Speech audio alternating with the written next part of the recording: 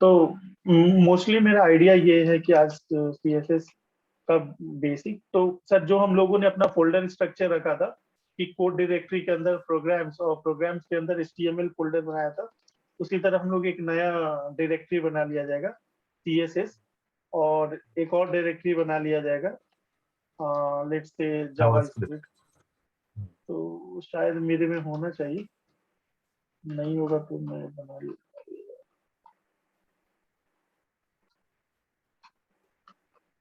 ठीक है, मेरे में नहीं है तो बना लूंगा।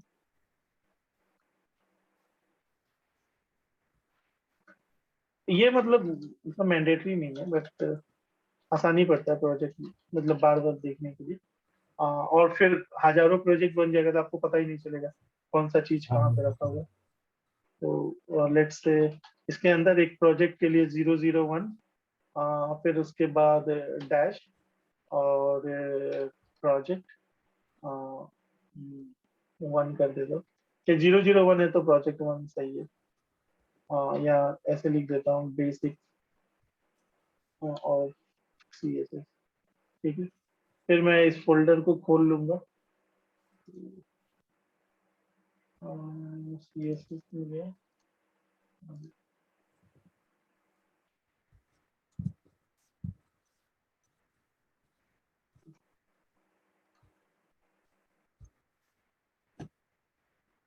तो इस डायरेक्टरी में कोई कुछ नहीं है, तो हम लोग स्टार्ट करते हैं। तो तो ये मतलब इसी को मैं जल्दी जल्दी आप लोगों को बता दे रहा हूँ।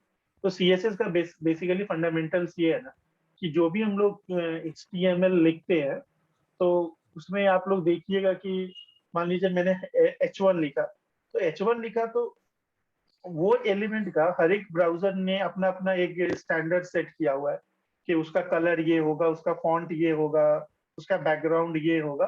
तो वो ब्राउजर का डिफॉल्ट है, वो बहुत ही मतलब मान के चलिए कोई स्टाइल ही नहीं है उसके ऊपर। तो सीएसएस क्या करता है ना, आपके एचटीएमएल डॉक्यूमेंट को थोड़ा बहुत क्या बोलते हैं लिपस्टिक और ये सब मेकअप वेकअप करके उसको ब्यूटीफुल बना देता है। और ब्यूटीफुल भी बनाता है, तो ये बहुत ही स्टाइल जेनेरिक टर्म हो गया। और आगे चीज है ना कि हर एक मान लीजिए आपने एक वेब पेज बनाया है, ये वेब पेज बनाया हुआ है जिसमें आप देख रहे हो मेन्यू बार ऊपर में है, ये एक प्राइमरी मेन्यू बार ऊपर में है, साइड बार नीचे में है, यहाँ पे नीचे में आपका ये बहुत सारा फुटर आइटम है। तो और दूसरी बात आप ये देखिएगा जैसे कि ये करेंटली आपका सी एस एस सेलेक्टेड है, तो इसका बैकग्राउंड ग्रीन कलर का है, ये इसका बटन ऐसा है, ये बोल्ड है। तो एक तो चीज है कि आपका स्टाइल करता है, दूसरा क्या करता है हर एक आइटम को एक करेक्ट पोजीशन पे लेके आता है। फॉर एग्जांपल ये जो आप साइड मेन्यू देख रहे हैं, तो ये ऐसा है, जरूरी थोड़ी है ये तो आप इधर भी डाल सकते हो। लेकिन आपने क्या किया है, ब्राउजर को बोला है कि नहीं भाई मेरा वेब पेज को ऐसे तुम स्टाइल करो। तो सीएसएस में क्या है कि रंग रूप देने के अलावा वो आपके पेज का लेआउट बनाता है। लेआउट का मतलब हो गया कि वो सजाता है कि कौन सा आइटम कहाँ पे जाना चाहिए। तो और तो ये सीएसएस का हो गया। और दूसरी बात क्या है कि हाँ, तो आप लोग भी अब आते हैं होम पे, इंट्रोडक्शन हो गया। तो सीएसएस का फुल फॉर्म होता है कास्केडिंग स्टाइल से। तो इसमें कास्केडिंग स्टाइल में कास्केडिंग का बहुत इंपॉर्टेंट मतलब है। तो कास्केडिंग का मतलब क्या होता है ना कि कोई भी चीज अपना इफेक्ट अपने पेरेंट पे कास्केड करते जाए, तो उसी को कास्केडिंग बोलते हैं। तो फॉर एग्जाम्पल अगर मान लीजिए मेरा एक पेरेंट एलिमेंट है, उसके अंदर 2 चाइल्ड है, तो उसमें क्या होगा जो आप ऊपर वाले में स्टाइल डाले हैं और अंदर वाले में स्टाइल डाले हैं, तो कितना स्टाइल है ना ऊपर वाला नीचे वाले में अप्लाई हो जाएगा। तो उसी को कास्केडिंग बोलते हैं। और जो डेमो पेज है वाई टू यूज सीएसएस। हाँ, अब अगला क्वेश्चन ये आएगा कि ठीक है यार एचटीएमएल तो हम लोग सीख ही रहे हैं, तो फिर नीचे पैर चलाओ करें इधर इधर बैठ के। ठीक। तो सर दूसरा चीज है कि हम लोग पहला तो सबसे इम्पोर्टेंट चीज है कि सीएसएस हम लोग को स्टाइल और पोजिशनिंग के लिए काम आता है, फिर एनिमेट करने के लिए भी काम आता है। तो अगला अगला मैं लिख के ही बताता हूँ कि 1.html ठीक है।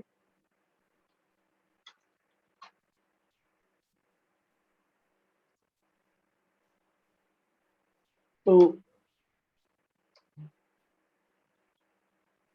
हाँ सर, तो हम लोग यहाँ पे लिखते चलते हैं कि स्टाइल का, अब HTML में कमेंट करने का तरीका ऐसे होता है और ऐसे होता है, सॉरी ऐसे होता है, और CSS में कमेंट करने का तरीका ऐसे होता है कि ये दोनों लाइन के बीच में आप कमेंट लिख सकते हो CSS में।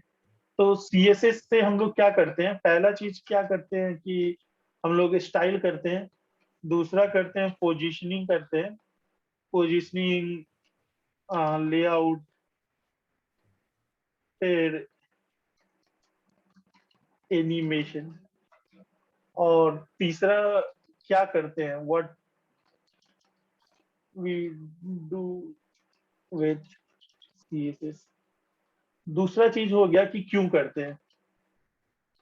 तो क्यों का मतलब ये हो गया ना सर कि इसमें क्या करते हैं ना, उसी को करने के लिए जो टेक्नोलॉजी यूज होता है वही मेरा रीजन है।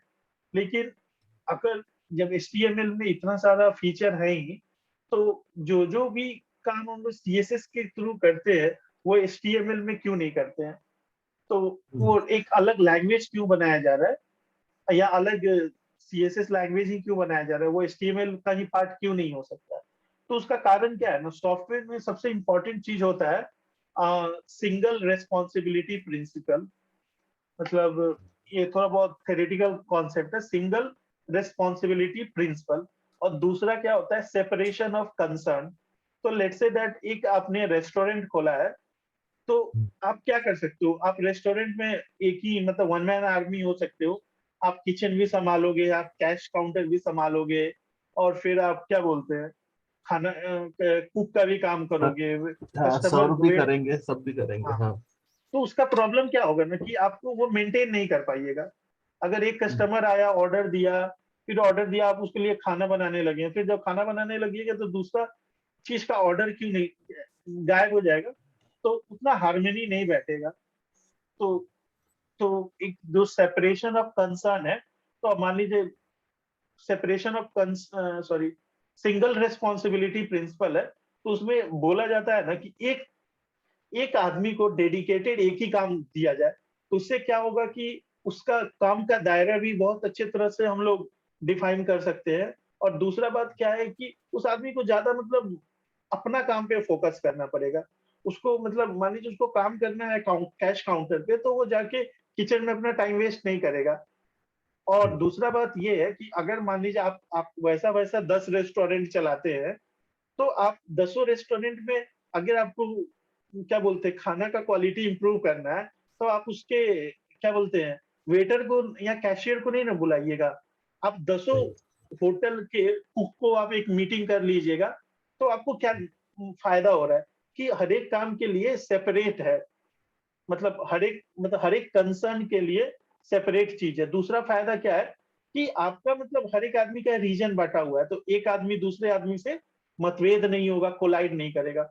उसी तरह सॉफ्टवेयर में क्या होता है, आप जब HTML फाइल लिखते हो, तो HTML का मतलब क्या हो गया कि आपका डॉक्यूमेंट का डॉक्यूमेंट में कौन सा चीज कहाँ पे लिखा हुआ है, डॉक्यूमेंट में क्या लिखना है हाँ, वो आपके। डॉक्यूमेंटेशन हो जाता है, HTML मतलब डॉक्यूमेंटेशन हो जाता है अपना। हाँ, समवॉट डॉक्यूमेंटेशन हो जाता है, मतलब आपका कंटेंट। CSS में डेकोरेशन हो जाएगा। करेक्ट।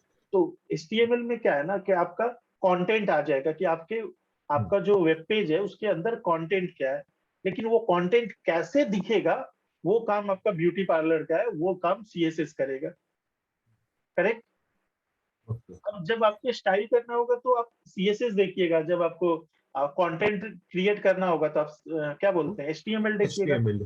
तो उसी तरह क्या होता है, बड़े बड़े कंपनी में क्या होता है कि मान लीजिए एक कंटेंट क्रिएटर है, वो क्या किया, बताया कि यार एक वेब पेज बनाना है और ये ब्रांडिंग मैसेज रहेगा। फिर आप डेवलपर हो हाँ। तो आप HTML में लिख दोगे। फिर एक बंदा होगा जो डेडिकेटेड डिजाइनर होगा, और वो CSS उसको आता रहेगा, तो आप उसको HTML बना के दे दीजिएगा, वो CSS कर लेगा। तो फायदा हुआ ना कि हर एक आदमी अपना अपना काम कर रहा है, हर एक आदमी अपने चीज में चैंपियन रहेगा। हाँ। और मान लीजिए आपको भी तो फायदा होगा ना, जब आपको आपको लगेगा आपका वेब पेज का स्टाइल चेंज करना है, तो आप HTML में टाइम वेस्ट नहीं ना कीजिएगा, आप डायरेक्टली CSS में जाके काम कर लीजिएगा। हेलो। हाँ मान सही लीजिए बात सर, है। अभी हम लोग एक एक फाइल, दो दो फाइल देखते हैं, तो रियल प्रोजेक्ट में क्या होता है, हजारों फाइल हो जाता है, तो समझ में नहीं आता है। तो चीजों को ऑर्गेनाइज करना होता है, इसीलिए CSS को अलग ही रखा गया है। अ,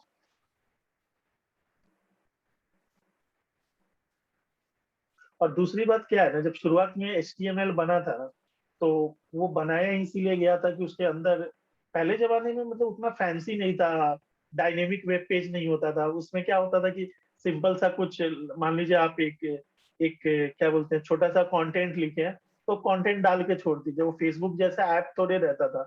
तो HTML ऐसा कभी बनाया ही नहीं गया था कि उसको फॉर्मेटिंग किया जाए या स्टाइलिंग किया जाए।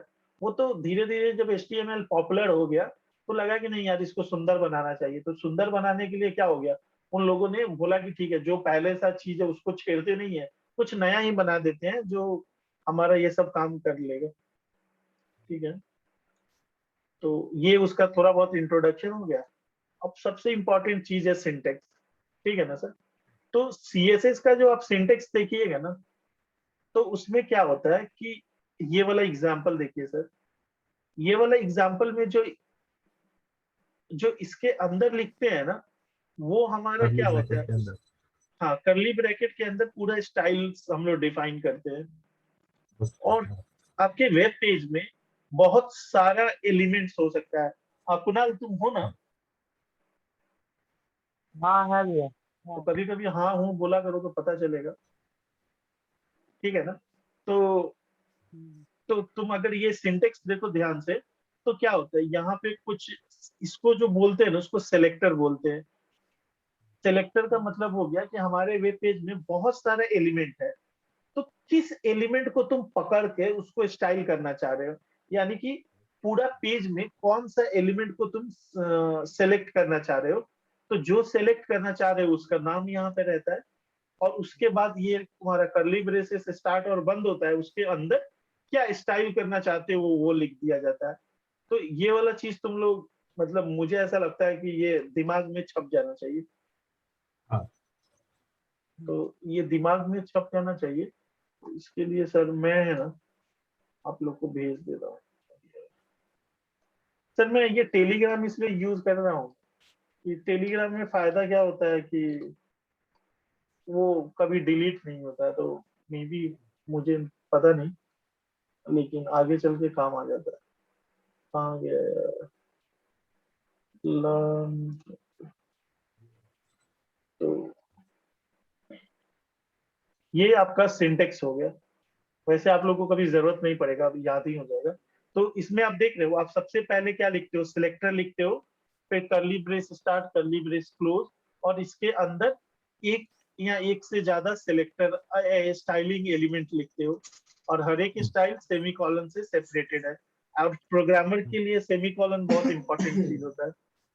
ठीक है ना। अब ये कल देखिए। मैं भूल गया था। हाँ हाँ हेलो। सर, हम लोगों का कभी कभी पूरा दिन निकल ये जाता है। आपका हाँ आवाज नहीं कुणाल आ रहा। बोलो।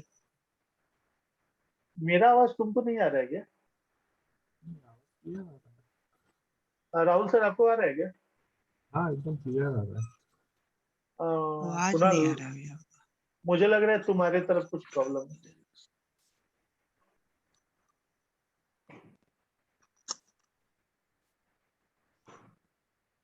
और मैं दूसरा बात ये भी बोल रहा था ना, जो जो हम लोग करते हैं ना, उसका मैं वीडियो हाँ। यहाँ पे डाल देता हूँ, सो डैट कि हाँ। मान लीजिए कोई चीज हुआ और दिमाग से हट गया हाँ तो आप लोग रेफरेंस को के लिए काम आ जाएगा। काम आ जाएगा। ठीक है। कुणाल आवाज आया क्या? हाँ भैया आ रहा है। ठीक है। तो अब ये हो गया कि सिलेक्टर हो गया, उसके बाद आपका कर्ली ब्रेसेस होता है, उसके बाद क्या होता है आपका स्टाइल होता है। तो स्टाइल का भी दो पार्ट होता है, एक होता है आपका प्रॉपर्टी। ये देखिए इसके अंदर डिक्लेरेशन होता है, यहाँ पे लिखा हुआ है कि सिलेक्टर कर्ली ब्रेसेस और उसके अंदर डिक्लेरेशन। तो यहाँ पे मल्टीपल डिक्लेरेशन हो सकता है। तो यहाँ पे जो डिक्लेरेशन है उसका दो पार्ट है। पहला पार्ट में प्रॉपर्टी और दूसरा पार्ट में वैल्यू। तो फॉर एग्जाम्पल जैसे कि मान लीजिए, हाँ एक और चीज है ना कि हम लोग डिफरेंट टाइप ऑफ सीएसएस लिखते हैं। तो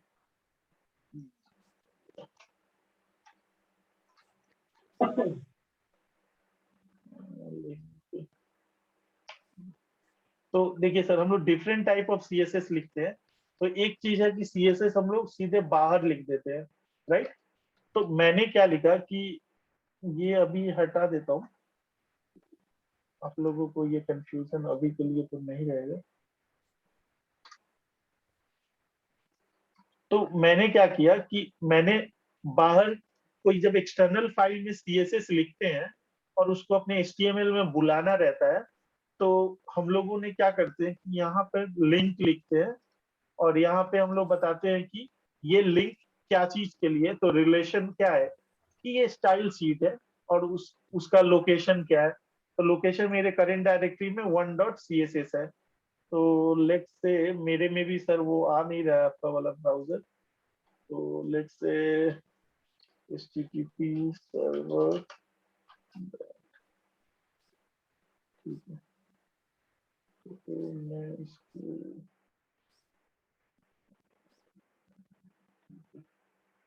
और मैं यहाँ पे जाके लोकल होस्ट,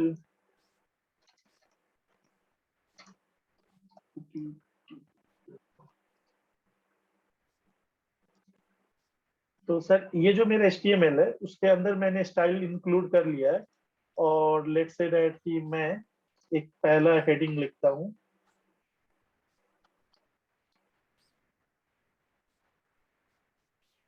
लर्निंग CSS, ठीक है। तो और दूसरा चीज ये है कि मैं यहाँ पे स्टाइल खोल दिया हूँ। मेरे पास दो ही फाइल है तो कोई दिक्कत ही नहीं है। और ये सर मेरा ये कमेंट है तो मैं इसको मिनिमाइज कर देता हूँ।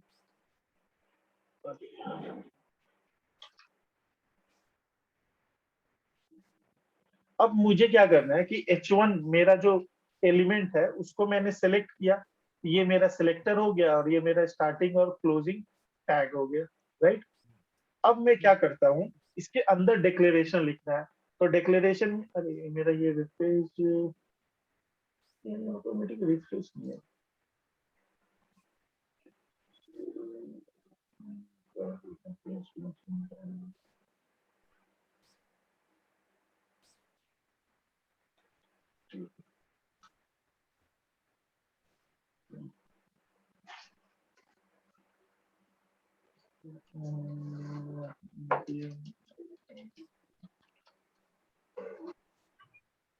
तो उतना चीज को कितना ग्लास के लिए बनाइए?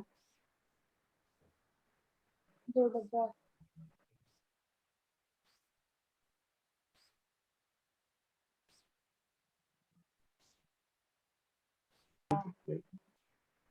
ठीक है, ठीक है सर, एक सेकंड में ये मेरा इंस्टॉल हो। राहुल सर, जैसे आपका लाइव सर्वर नहीं चल रहा था ना, हाँ हाँ हाँ। तमाम मेरा भी नहीं चल रहा, बट ऐसा तो लाइव होना नहीं सर्वर चाहिए। को क्या मैंने आज क्या किया, आज भी नहीं चल रहा था तो उस एक्सटेंशन के ऊपर जाके उसको एक बार क्लिक करके छोड़ दिया तो थोड़ी देर बाद चालू हो जाता है वो लाइव सर्वर। हाँ हाँ हाँ, यहाँ पे देखिए इसे लिखा भी हुआ है ओपन लाइव सर्वर। तो मेरा ऑटोमेटिक अब स्टार्ट हो गया। अगर आपको यहाँ पे नहीं दिख रहा है ना तो आप ऐसे भी कर सकते हो। मतलब यहाँ पे सिर्फ कमांड पी लाइव सर्वर, और यहाँ पे देख रहा है ओपन लाइव सर्वर है, स्टॉप लाइव सर्वर है। तो मेरा तो अभी चल रहा है तो मैं कर दिया हूँ।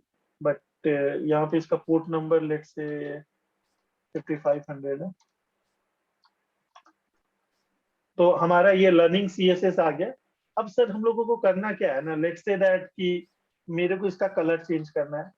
तो कलर क्या हो गया ना, ये CSS प्रॉपर्टी हो गया और दूसरा क्या हो गया, वैल्यू हो गया। तो लेट्स से दैट मैं डॉजर ब्लू इसका कलर दे दे रहा हूँ, ठीक। तो मेरा कलर चेंज हो गया और ये फॉन्ट मेरे को अच्छा नहीं लग रहा है, तो मैं इसका फॉन्ट फैमिली दे सकता हूँ। तो मेरे को फॉन्ट फैमिली में जैसे ये जो फॉन्ट देख रहे हैं ना, ये सेरिफ फॉन्ट है। तो मैं कोई सैन सेरिफ फॉन्ट दे दे रहा हूँ। तो लेट्स से दैट मैं ये दे दिया। तो अब देखिएगा कि ये फॉन्ट का चेंज हो गया। तो अब देखिए ये जो, अब देखिए मैं सिंप्लिसिटी के लिए क्या करता हूँ ना, कि सिंप्लिसिटी के लिए कोई फॉन्ट का नाम दे देता हूँ।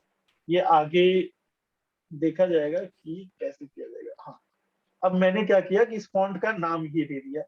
तो आप लोगों को ये समझ में आ गया कि ये मेरा सिलेक्टर है। अगर देखिए, अगर मैं यहाँ पे एक पैराग्राफ लिखता हूँ, लेट्स से दैट एक मैं एक अनऑर्डर लिस्ट बनाता हूँ, उसके अंदर एल मान लीजिए मैं 3 देता हूँ, ठीक है ना।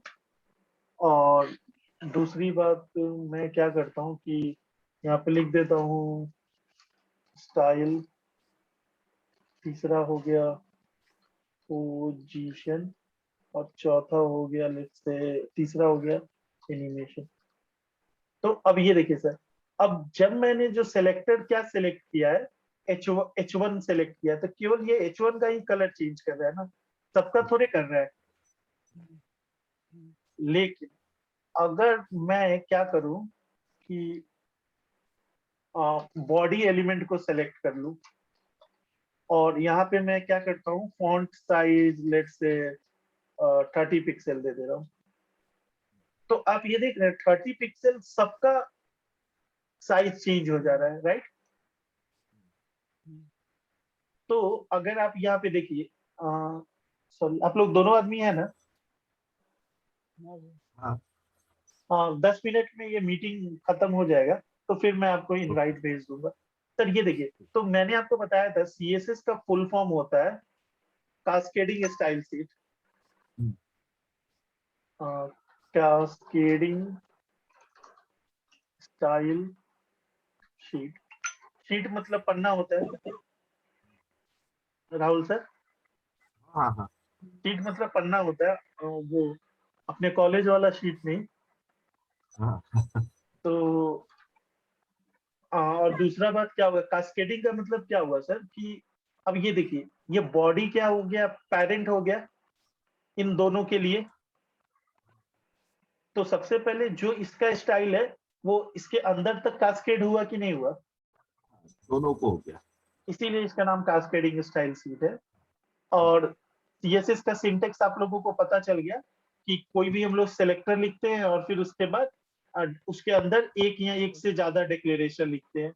एक डिक्लेरेशन दूसरे डिक्लेरेशन से सेमीकोलन से सेपरेटेड होता है, और डिक्लेरेशन के अंदर सीएसएस प्रॉपर्टी होता है और उसका वैल्यू होता है। तो जो प्रॉपर्टी होता है और जो वैल्यू होता है उसको कोलन से सेपरेट करते हैं, राइट। अब जैसे कि मैंने ये फॉन्ट साइज ज्यादा दे दिया है, तो generally by default font size 16 ही रखते हैं, राइट। और या अब लेट्स से दैट कि मेरे को ये क्या बोलते हैं एल आई एलिमेंट को सिलेक्ट करना है, तो मैं एल आई लिख दिया, और इसका मैं colour let's say royal blue करके कुछ होता होगा, ये कलर सेट कर दिया। तो इसका कलर ये हो गया। अब मैं चाहता हूँ कि इसका फॉन्ट साइज बाय डिफॉल्ट जो 16 है वो 24 पिक्सल हो जाए।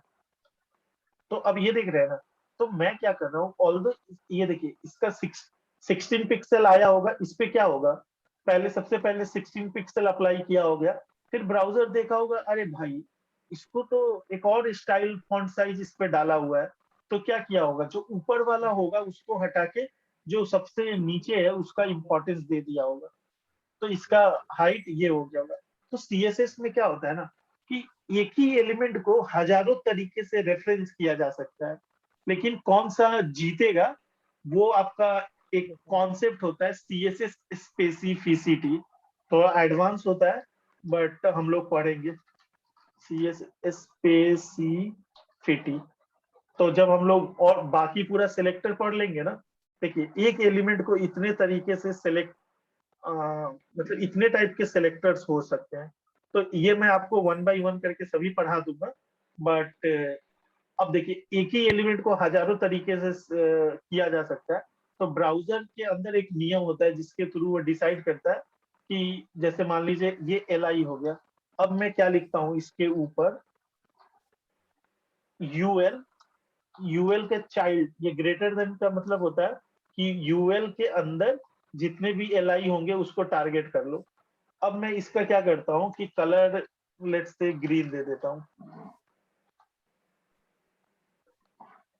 अब मैं इसका कलर ग्रीन दे देता हूँ, तो आप लोग को क्या लगता है आउटपुट क्या होना चाहिए?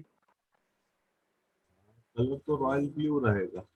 नहीं, अब इसमें क्या होगा कि आपने ये LI दिया हुआ है, ठीक है ना, लेकिन CSS का जो स्पेसिफिसिटी क्या होता है ना, ये सिलेक्टर का एक वेटेज देगा और इसका वेटेज क्या देगा, एक इसका एक इसका, तो 2 हो गया, तो ये जीत जाता है, राइट। तो बहुत सारे नियम होता है, तो अभी उतना कंफ्यूज मत होइए, सबसे आसान ये होता है। तो आई गेस कि मेरे को आज के लिए CSS बंद करना चाहिए। और सेलेक्टर के बारे में तो मैंने अब सिंटेक्स तो आप लोगों को क्लियर हो गया सर। अब रहा सिलेक्टर।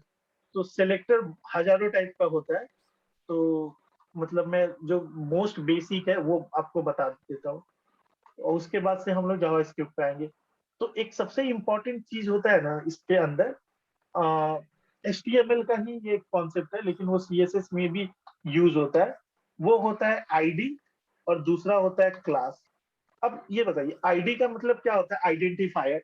तो जैसे आधार कार्ड नंबर क्या हुआ, आइडेंटिफायर हो गया। इस कंट्री में हर एक आदमी को एक unique identification, that is your Aadhaar number, right. Okay. अब देखिए इस एलिमेंट पे क्या हो सकता है ना, एक हर एक एलिमेंट पे एक एट्रीब्यूट होता है ID। तो लेट्स से दैट इसका ID दे देता हूं मैं, like let's say my heading, right.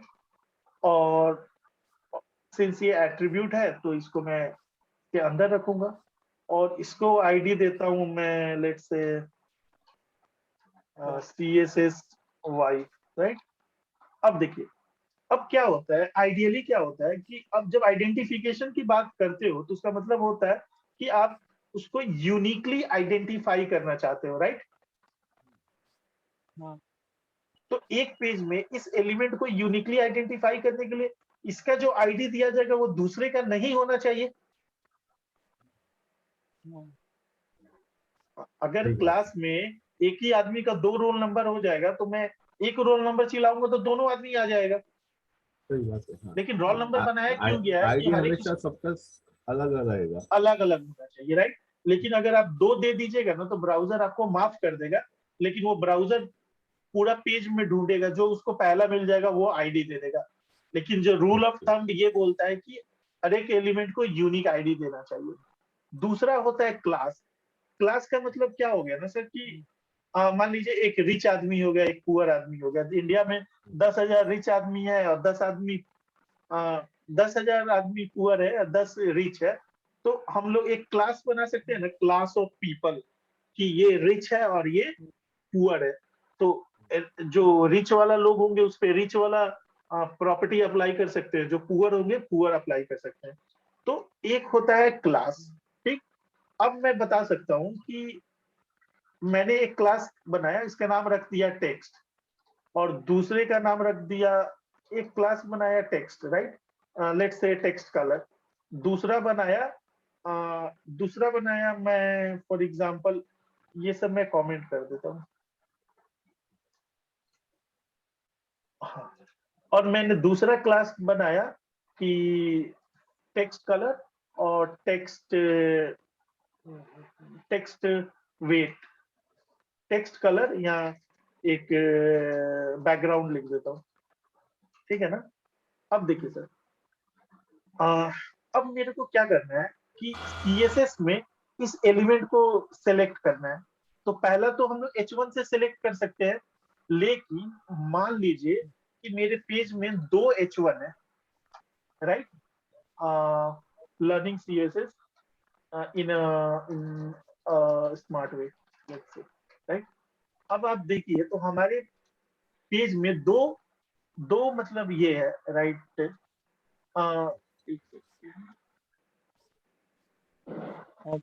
दो मेरा H1 है।